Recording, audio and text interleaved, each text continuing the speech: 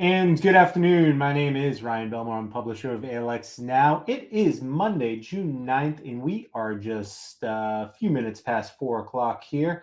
And Mayor Alyia Gaskins joins us for her monthly chat with us. And Mayor, how are you? I am doing okay. How are you? Good. Kind of spent the weekend together. It was a busy weekend, always on the run. I thought a good spot to kind of kick off is Friday. There was a rally at Market Square. Saturday, there was the Hoofs Run event. Just wondering if you wanted to recap some of the exciting things that happened over the last couple of days. Yes. So on Friday, we had our Wear Orange rally in honor of National Gun Violence Awareness Day. I think it was really amazing to see, I think, hundreds of Alexandrians as well as folks from neighboring jurisdictions come out and stand with us as we all continue to honor victims of gun violence, but also reaffirm our commitment to protecting the life, the safety, the joy, and the quality of life of our residents, and making sure that we promote and support efforts to reduce gun violence. So I think that was a really powerful event. There were also a number of groups like Moms Demand Action. I think APD was there, our sheriff's office, our health department, and others providing resources to the community as well. After that, I actually rushed off to the Alexandria Singers, had their 50th anniversary chorus, and that was also a full house at Bishop Ireton Auditorium. It was a really exciting opportunity to celebrate, 50 years of their legacy and impact, the way that they have been building community. I think now the chorus has over 100 residents who are members from almost every neighborhood in our community. I think participants as young as teenagers all the way up to individuals in their 80s. And so it was a really just beautiful experience. On Saturday, you talked about the Hoofs Run event. That was an opportunity to celebrate the completion of the Hoofs Run Interceptor, but also to celebrate the dedication of the newly renovated African American Heritage Park. So I encourage residents to go and visit the park. It's just down the street from Whole Foods, off of Holland Lane. And I think what's so powerful about this project is here you have an infrastructure project that is going to be critical to our wastewater infrastructure and the quality of the water in that stream. But then it was also an opportunity to look at this park that had not been cared for years, to provide new native plants, to provide a legacy grove, new signage, and new ways to honor African American history within our city. So I think it's a great way to showcase how one project can have so many different community benefits and create a space for us to honor and pay tribute to Alexandrians who are doing really great things to really move our city forward. And then that evening, I don't know if I saw you at this one, but that was the 105th anniversary celebration of the Parker Gray School. And it was really powerful to see a lot of members of the last class from 1965. And we had a chance to talk about sort of the legacy of the school and the impact of alumni, everything from musicians, judges, NBA players, school board members, and just really talking about the way that at a time when so many people thought Black people were not deserving or capable of an education, Parker Gray was producing some of the most talented and amazing folks in our city who continue to have an impact on our city today. I wanted to give a shout out back to Friday to Wear Orange. There were some amazing students from Alexandria City High School, as well as a poet laureate, who spoke, and they just did a beautiful job. And if you're not paying attention what students are doing from the high school, look for them at these events, because in my short time doing this, I've noticed that at many of these events, students and youth are getting involved in these events, which I find fascinating. It's something different in my reporting. I'm not used to seeing so many high school students, so kudos to them. But it was really neat. Yeah. And if I could just say two things on that point, I think our young people are trying to tell us loud and they want us to listen that these are the issues that impact their lives every day. I think one of the things that stood with me were the speakers from ACHS who said, we should be able to go to school and just worry about math tests or history tests or the academics. We shouldn't have to worry about our safety or a potential school shooting every time we step in the building. And I thought that was so powerful. I also thought the poet laureate's words when she talked about, the freedom to move and the freedom to just be in a space and not have to be looking over your shoulder or not have to worry about potential danger and threat, but instead to just be present and have the joy to just be okay where you are, and how that is no longer the case for so many in this country. Yeah.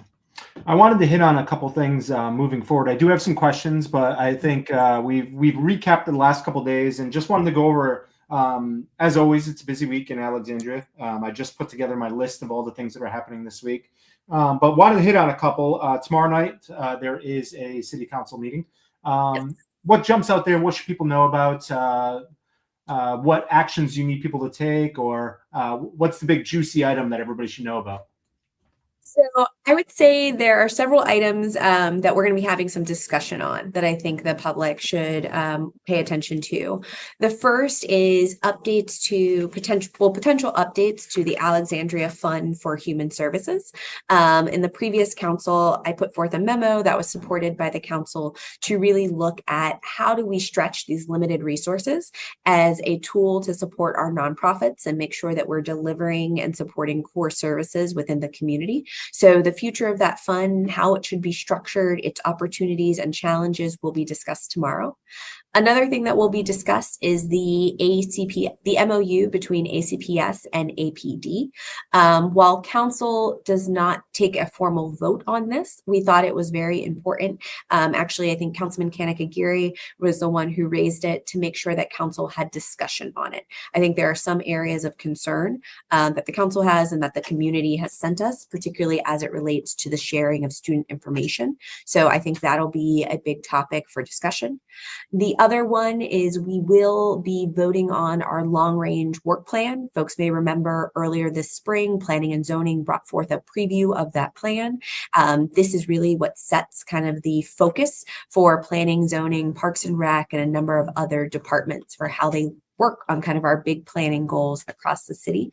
When we last met, council raised that they wanted to see an intentional focus on the Old Town North Arts District and what it would take to continue to bring that vision to life. And then we also wanted to see potentially an update to the long range facilities plan that had been done in the past with ACPS. So those are two new additions to the plan. And then I'd say another discussion is ARHA is bringing forth a proposal for us to review. I believe the proposal is called the Silver Fox, and it is looking at potentially acquiring that building in order to move seniors from the Ladre building there. So a lot of discussions will be happening tomorrow. Yeah, 44 items on the docket, so not the longest, not the shortest. It's not on the docket, but of course I have to ask about it because there will be a vote on Thursday by the school board. They'll be deciding which way redistricting goes. Just wondering how close you're keeping an eye on it as a parent, as a mayor. Will the council? They don't vote on it. Will the council? Will it go before council afterwards for general discussion? Just wondering council's role here. So this is squarely a school board decision and vote. So in terms of council's role, we really don't have one. We have received updates at the city schools committee. And so myself and Councilman Chapman sit on that committee and have played a role in sort of making sure we ask questions, we understand the process, and then share that with our colleagues. But there will not be a point at which this formally comes before the council. I will say I'm closely paying attention to it, both as a parent, but just also it is my job as mayor to understand kind of how we are growing as a city, what implications that has as our schools, and then how our two bodies plan together. So I'm definitely paying attention to it. What I've tried to do, I know a number of people have shared their questions and concerns with me. I have made sure that everyone who has reached out to me directly or sent an email to the whole council, that I forwarded those to my liaison, which is Chair Michelle Reif, as well as to the Ask ACPS portal as well, just to make sure that any questions folks have, any concerns people have, that they are elevated, and that school board has all of that information as they make their final decisions. This does have to do with what council could possibly do. Andrew wrote in and said it's clear from the ACPS redistricting process that the city needs additional elementary school capacity in the West End. And I'm going to summarize, Andrew, but space for school facilities is at premium. Any redevelopment of land, a landmark mall, or any other redevelopment, is anybody looking at possible land available for other elementary schools, or is that a school board item and then they would come to you? So I would say that this is happening in sort of three ways. First and foremost, when the council had its retreat in January, we invited the school board to be a part of that retreat. And one of our shared goals was to look at how we better do long range planning together. And so one place this will happen is the City Schools Committee, starting in June, is going to be outlining a process for how our two bodies can plan together as it relates to capacity, as it relates to big projects, but also recognizing that as a city, we have a very robust capital improvement program, and we cannot do everything. We've got major projects from schools to stormwater infrastructure. And so how do we sequence some of these different projects? How do we plan together? So that'll be one space. I mentioned earlier the long range work plan for planning and zoning will now have some form of a new long range facilities update. So that's another space where our two bodies can work together to understand what land do we have available for different city uses and priorities. And then the third is, in this past budget, we set aside funds to do a real estate study, which is an opportunity for us to understand the land that the city owns, the land that other city partners might own, and kind of begin to understand where are those opportunities, where can we both be strategic, and are there other places where maybe this is not a good place for a school or rec center, but we could potentially sell that off or do a land swap or something in order to get the facilities that we need to prepare for our growing school population. I just want to point out to those who are watching, I love the balance of questions I got. A lot of West End questions, which I appreciate, but also a little bit all over the city, so I appreciate it. But West End represents when the mayor is here, for sure. Yay, those are my people. That's it. On Thursday, we talked about the redistricting meeting, which will be taking place, but also City Council will be hosting their own meeting. So no matter what you do on Thursday, it's a Civic Thursday. So you got to go to either one. Or you could try to do a little bit of one and then a little bit of the other. Tell us about town hall and why people should come out on Thursday night to the town hall. Yes. So the town halls are an effort by the council to make sure that we are getting out into the community and taking your questions, your concerns, and your ideas. I have found it to be really, really great. I think the last one we did several months ago, and we got through over 40 something questions. It is a bit of rapid fire, but we try and make sure that everyone who submits a question gets their question answered, and anything we miss, we do send back out. So I will say, if you can't make it on Thursday, still submit a question and we will still respond to it and answer it, make sure that we get you some feedback. But I think it's a great way for you to hear directly from the council. I think it's also a chance for you to hear our different perspectives. Not all of us think the same way on an issue. That's why you have such a diverse council. And so hearing how people are wrestling with things, hearing about things they're working on or proposing, or even things they might be thinking about as it relates to your issue, I think it's a really great opportunity for public engagement. This will be the second one? Yes. Second. And the goal is for a year. Okay. So we are working right now to try and schedule. I think it's looking like end of September and then another one in November. I'm wondering what the most common question is that is, popped up in the first one. And does it is it the same for your everyday life as mayor? Do the questions match up? What's the most common question where you wish everybody had the answer also? Oh. Besides 311, you're not getting that easy. No, so it's hard to pick a common question because I think it depends on a little bit of what's happening. So the one we had previously was right in the heart of budget. And so there were a lot of questions about sort of ACPS's ask to the council, what would be an add deletes, and how we were going to manage the economic uncertainty that we were navigating.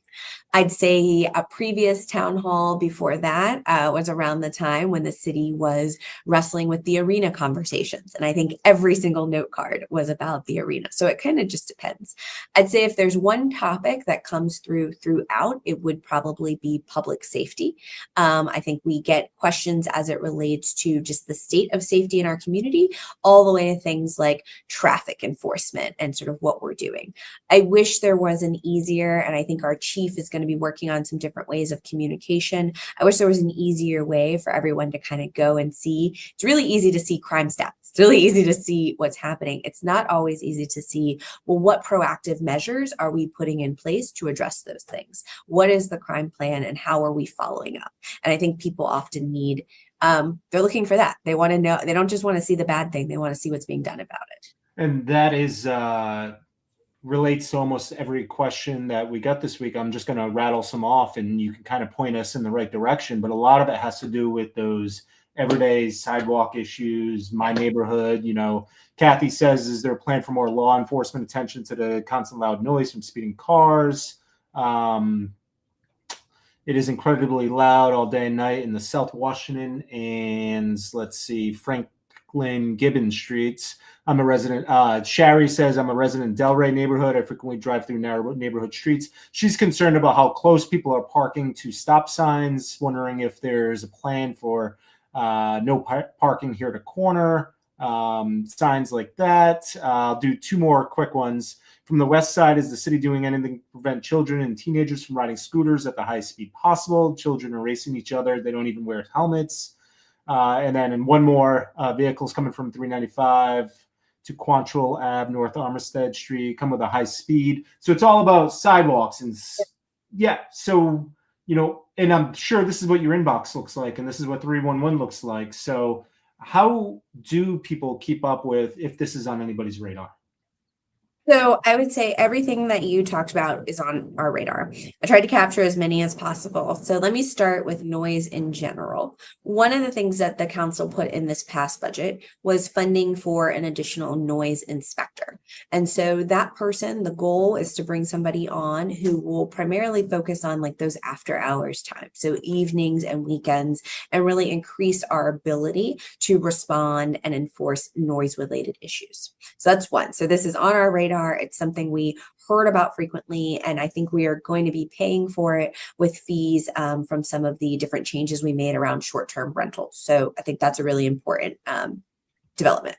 I'd say when it relates to noise, I think I heard around kind of mufflers and loud cars.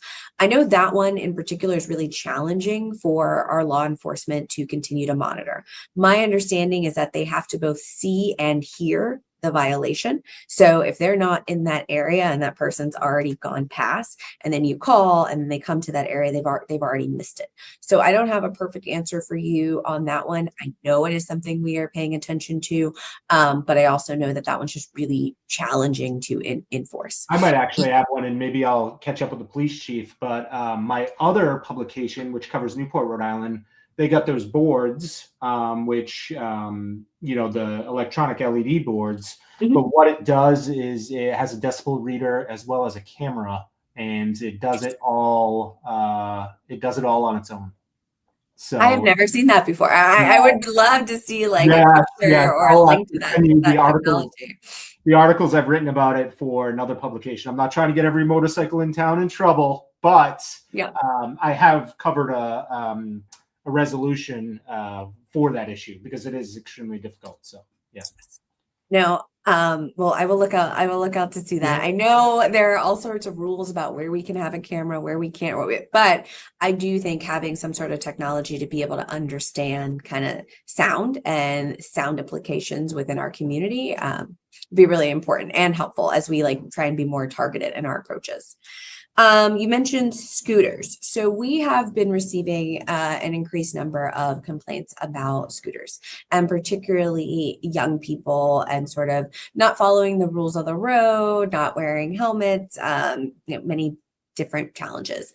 I know that our staff and TNES, as well as so Transportation Environmental Services, APD, as well as some of our staff who work with our children and youth related efforts, are trying to do proactive outreach to young people around, I think it's called scooter etiquette. So how to be safe on scooters, how to, signal where you're going, how to share the road with vehicles. So I know that they're trying to do some of that.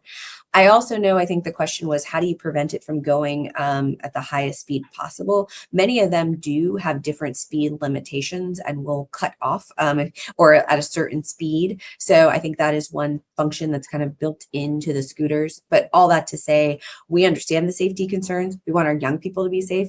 We want them to be, we know many of our young people are working and they have places to get. So we want this to be a mobility option, but we also want it to be a safe option. And so we're doing proactive outreach to be able to provide that education. And what I'll say to Maria, who asked that question, I've always found it fascinating with the scooter thing because people aren't just walking around with a helmet for a scooter. So asking them or requiring them to wear a helmet is a little difficult because most of the time you take a scooter, not most of the time. Sometimes you're not expecting them to take the scooter, so you're not carrying a helmet around, and it's a little awkward. But I get the point, and people should. And I know we've also done some work with the companies as well. So there are all sorts of like warnings that pop up as soon as you get onto the scooter and other sort of reminders. And then I think too, when we do see just violations of traffic laws and stuff, trying to give appropriate warnings. Excellent. In one of the points was vehicles coming from 395 at high speed, and I think that is a good tie-in to we recently did a story on 495 in a letter that you sent, and all about the express lanes, and the city kind of asking for a pause, and just wondering what you or council or city administration's take is on all of the talk about more high-speed express lanes. So what we have been clear about in our letter and in our conversations is that we have participated in the community engagement. We participated in the outreach. We appreciate the outreach that has happened, but we feel what is currently being proposed is not good for Alexandrians. And we put forth a couple reasons as to why that is. One, we were concerned about sort of the quality of life impacts. So while VDOT has used just one set of projections, we fear those projections don't account for induced demand or potential cut-through traffics or within our neighborhoods. We also feel that as a city, we have had a long-standing commitment to transit and public transportation, and we feel like this runs counter to that. We also felt that there were safety implications that have not been adequately studied.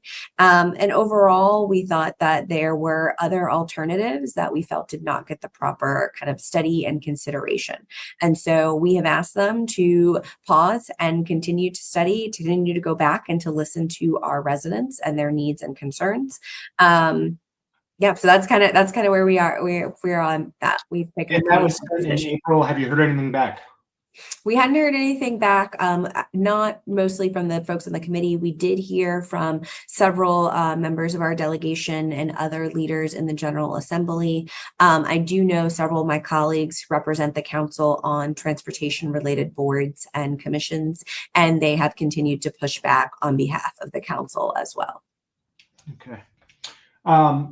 I wanted to go back, and Marco is keeping us honest here a little bit in comments. We talked about the celebrations and the galas and the fun that happened last weekend and the fun that happened recently. And Marco, if you haven't paid attention in the past, we have talked about the weather and infrastructure. But we'll do it now because it seems like every Friday, I don't know why, that we are having a tornado watch warning storm.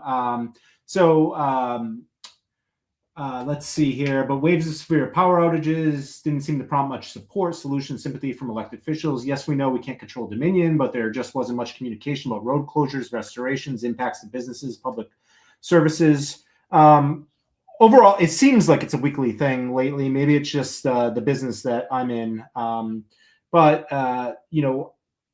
What is council administration yourself concerned about doing regarding kind of this weekly storm circuit that we're in?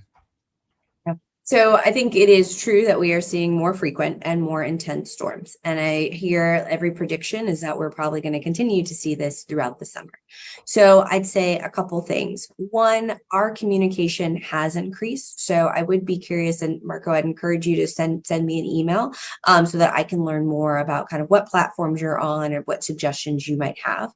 One of the things we learned, and this goes back to January from the snowstorm, is that we needed to accelerate increased communications about street closures, business closures. Also, we needed to make sure that there was greater alignment between what our residents were seeing on the ground, what our trucks were seeing on the ground, and then what was being put on our website so that it's more in real time. We've tried to adopt some of those same practices for the most recent storms that we have had.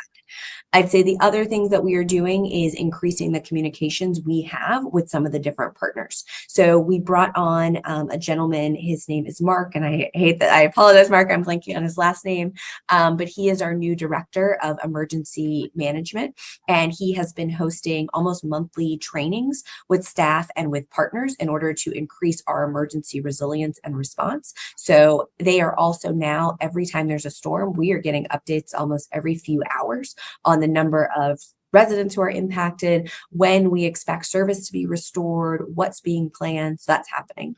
I'd say the other piece is I have been working to proactively reach out to these companies and understand what else can be done. So about 3 weeks ago, I actually went out to the Dominion Operations Center to understand what are they doing to improve the resilience of their infrastructure. Two, there are certain areas where it seems no matter what the storm is, those lights always go out, or there's always a problem there. And so trying to understand what are the trends they're seeing across Alexandria and how can they be more proactive in those spaces.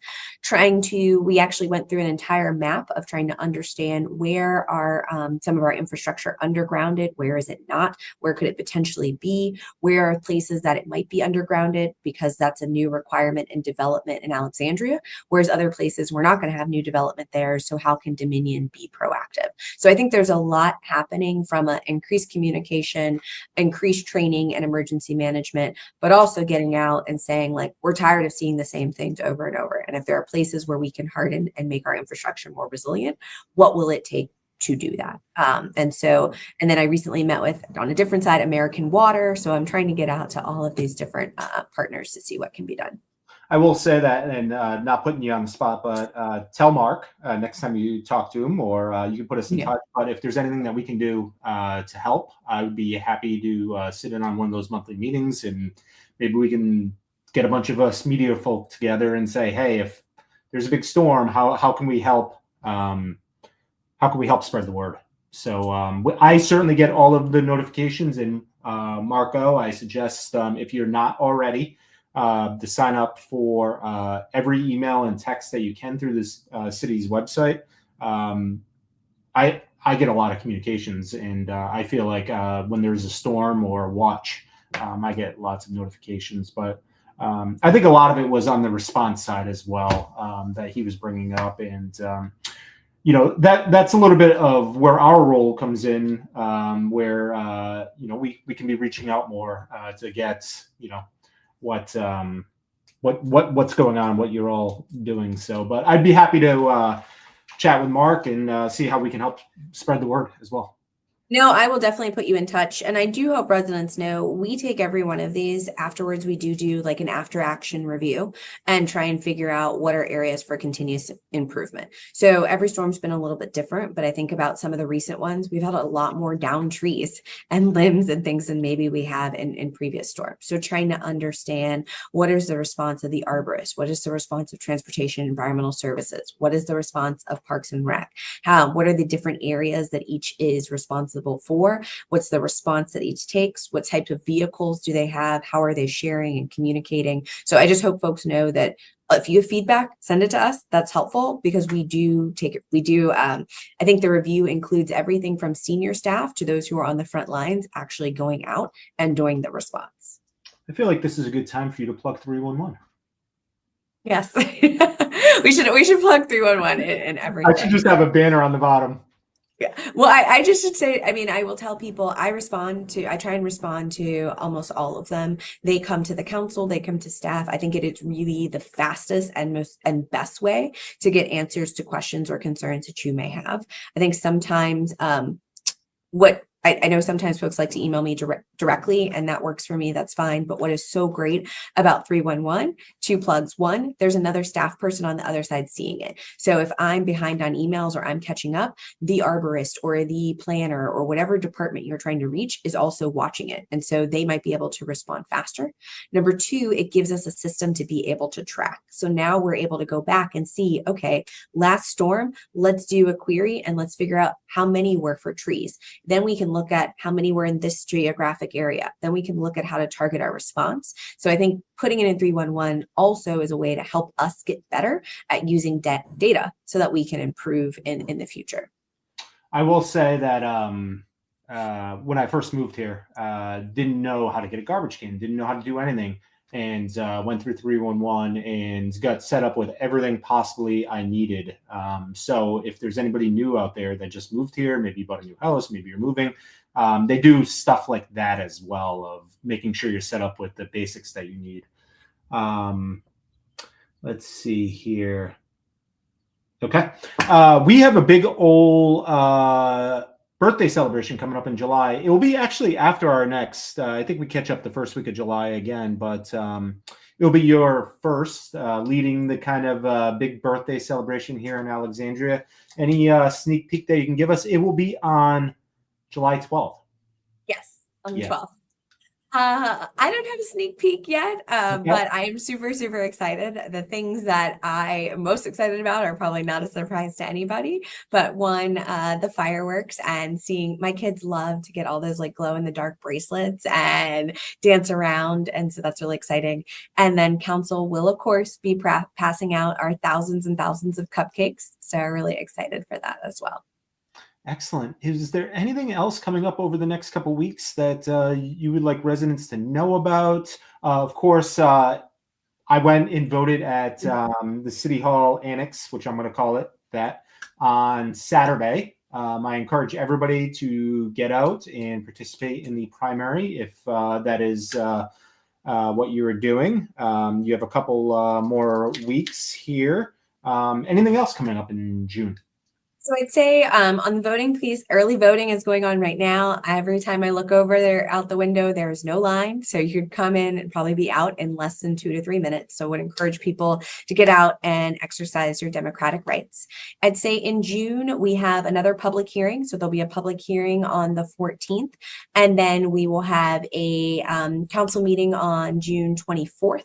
And then our last meeting before recess will be on July 1st. So I would encourage folks to follow along. We'll be receiving some great updates as it relates to our community health assessment. We'll be getting an update from Nova Parks outgoing director. So a lot of different things happening before council goes on recess.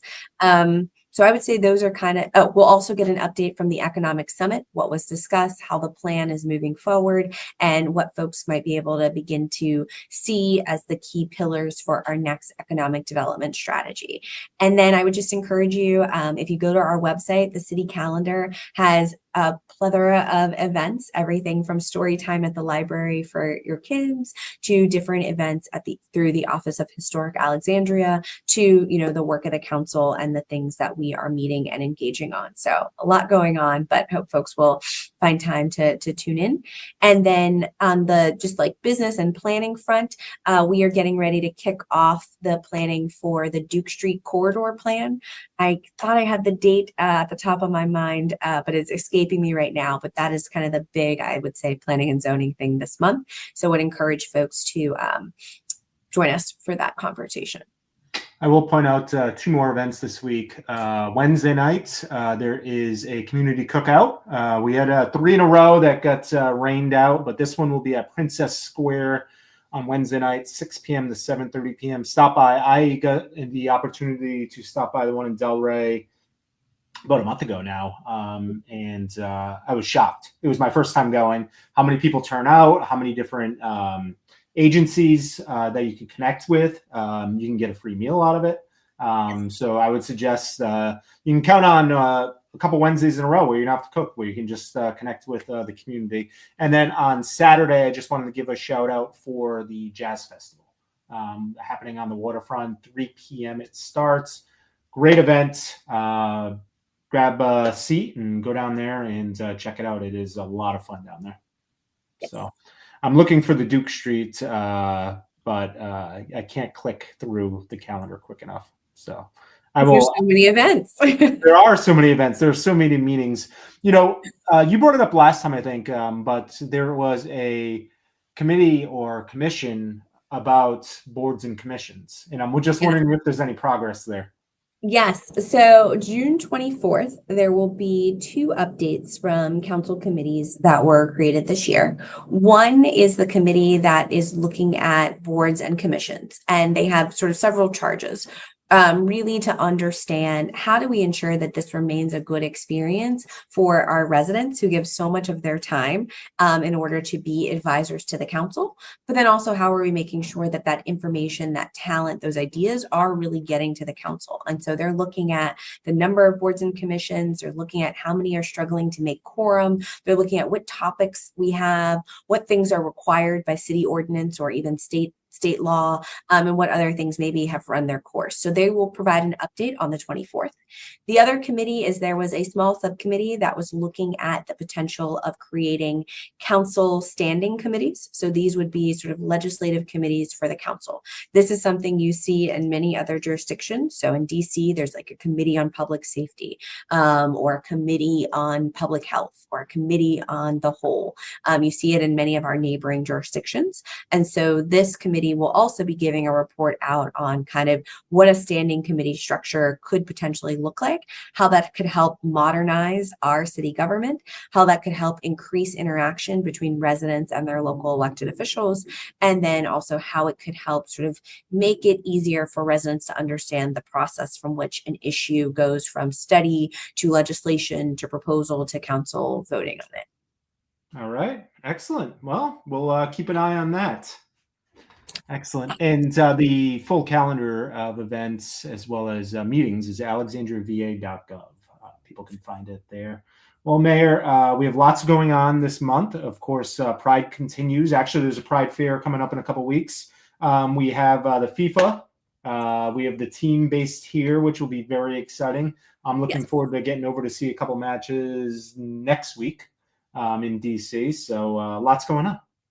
Yes. Well, I appreciate the questions and the time, and I'm looking forward to the next time we're back together. All right. And then I'll probably see you at the next council meeting. See you tomorrow night, and we appreciate it. Thanks, Mayor, for taking the time. Thanks so much. All right. So that is Mayor Alyia Gaskins, who joins us here at the beginning of each month, and we appreciate her doing that. If you missed any portion of this conversation, want to watch it again, want to share it, all available on ALXnow.com.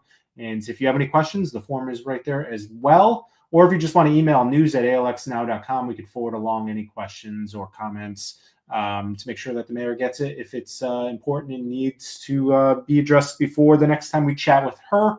And of course, 311 is your best friend. That's going to do it for today. Thanks for watching.